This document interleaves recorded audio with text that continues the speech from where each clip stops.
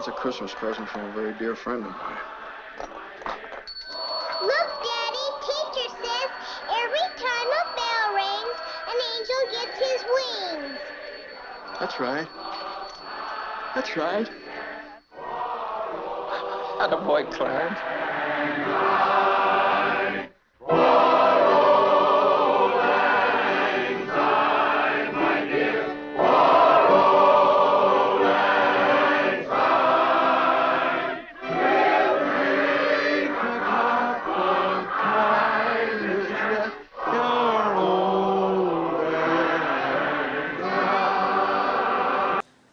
So now I continue my reviews on Christmas movies. So now we're going to talk about one of the most classic and beloved Christmas movies of all time. It's a Wonderful Life. Directed by Frank Capra, starring James Stewart and Donna Reed. Woo! So the first thing I want to say about this movie, though, is everybody knows it as a Christmas movie, and you watch it every Christmas. But yet, there's really not that much Christmas in it. Like, the end of the movie does take place during Christmas, but Christmas really isn't a big focus on it. So, it's kind of weird that it's always been considered like a Christmas movie and like a Christmas tradition for a lot of people. So, you know, you don't get all that Christmas stuff like you do in some Christmas movies. But yet, I feel like this is a perfect Christmas movie, because although there's not a lot of Christmas time stuff in it, it's such a good story, a good story about people and doing good and things like that, that it's perfect for the Christmas time. So, you know, this movie will uplift you and make you feel good, and that actually is perfect for Christmas. So, you know, it's not like there's lots of Santa Claus and all that stuff in it, but it has such a good story that's perfect for this time of year. I think it makes it kind of the perfect Christmas movie, actually. So, this movie is wonderful. No pun intended, actually. It really is. Frank Capra is a great director. He did Mr. Smith Goes to Washington. I really like that one. Happened One Night. You Can't Take It With You. He's done some really good movies. And I think this is probably his best. Even though at the time it came out, a lot of people didn't really like it. Actually lost money. But it wasn't until they started putting it on TV when people started realizing how good this movie is. Now, this movie holds up. You know, it came out in 1940 something. And I feel like kids today could watch this and enjoy it, because, you know, younger kids, they don't really like black and white movies. They're, you know, but I feel like this one is one that they could like, because, you know, they'll kind of see some of the older black and white movies as really cheesy.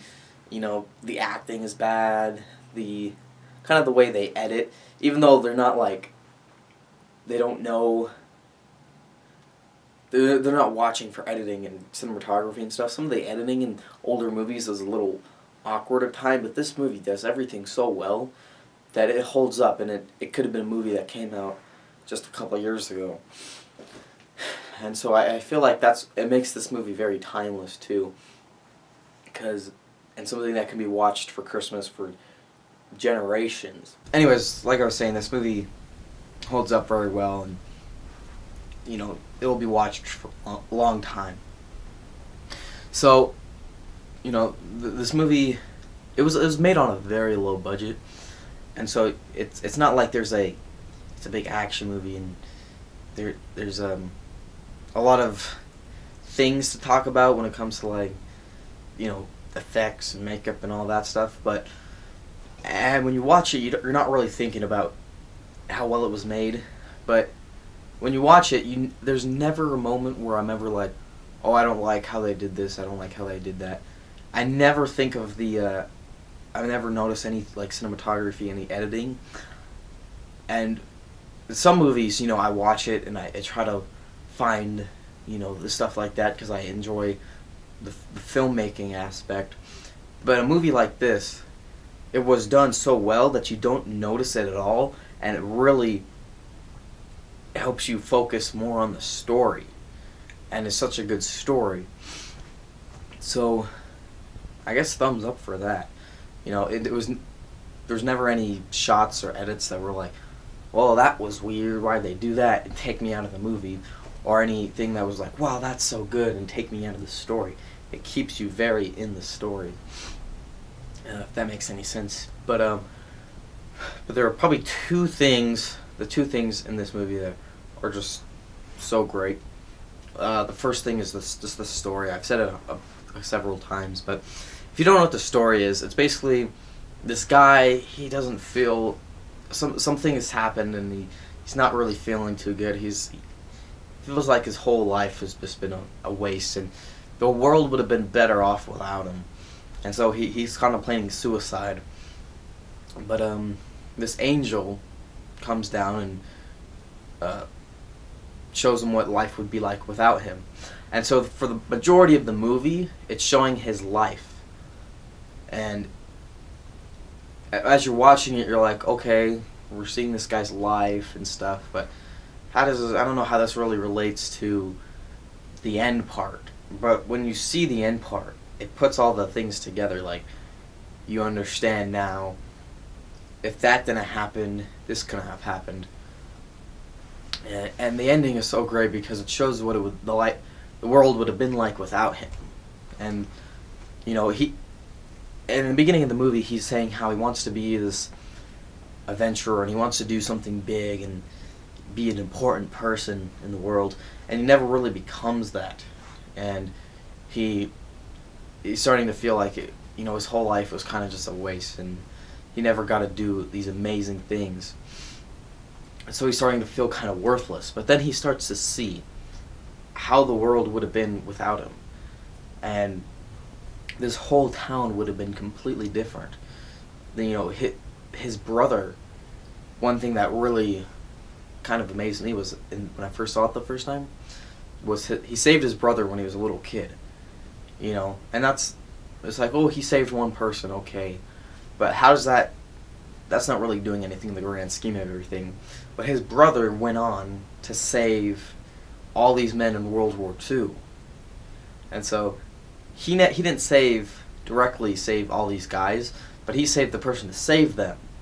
So even if you did something that seems insignificant, it could have a huge impact later. And the whole movie, he does all these things, and you're like, okay, he's done a few good things, but he doesn't done anything amazing. But he just did little things that made this town and these people a better place. And so it really shows how you never know what kind of an impact you have on people's lives, and I think that's a very important message. Because sometimes you feel like you're worthless or you haven't done anything, but you never know what your piece is in the grand scheme of everything. And just because you're not, saving lives, you're not curing cancer, or you're not solving world hunger, you're still doing things, in this world, and you may not even know it. So I think, that's a great message, and everybody knows everybody's heard that message. If you've seen the movie, you're like, oh yeah, that's good, but it really is a very important message that a lot of people need to hear. And this movie is just written so well.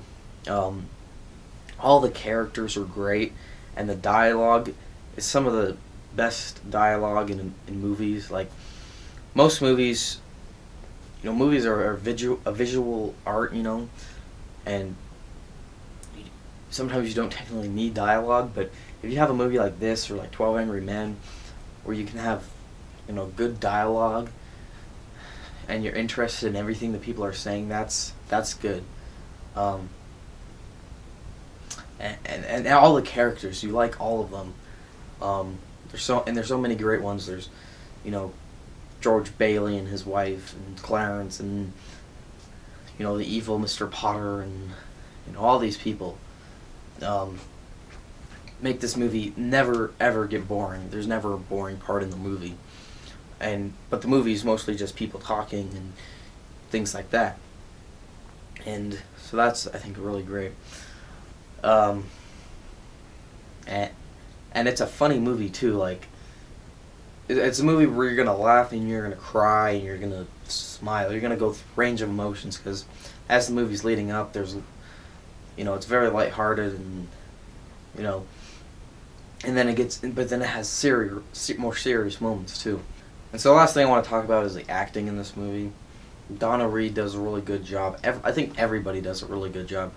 Whatever the guy named who played Clarence the Angel, that guy's great. But James Stewart in this movie is so good. He really makes his character come alive, and you really, can connect with this guy, and he's just so likable.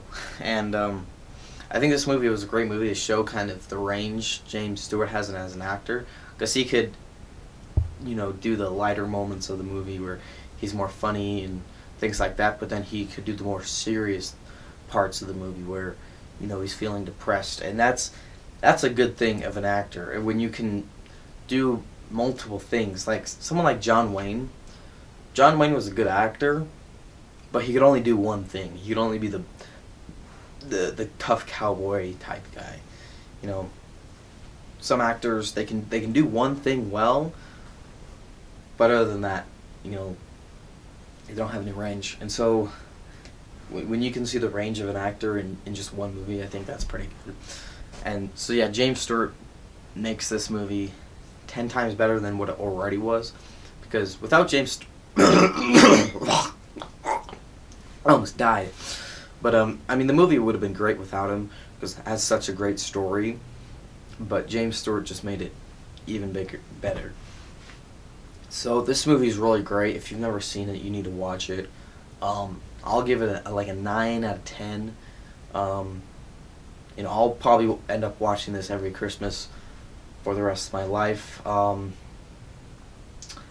And if you ever buy this Blu-ray, let me show you this Blu-ray though, and you want to watch, and it says there's the color version or the black and white version. Just watch the black and white. Don't watch the color. It's too distracting. Color's too distracting. It was made in black and white. Just watch it in black and white, okay? Anyways, thank you for watching this review. I'll probably end up doing A Christmas Story next, and if I have some time, I'll try and do some other ones like Christmas Vacation, or I don't know, something else.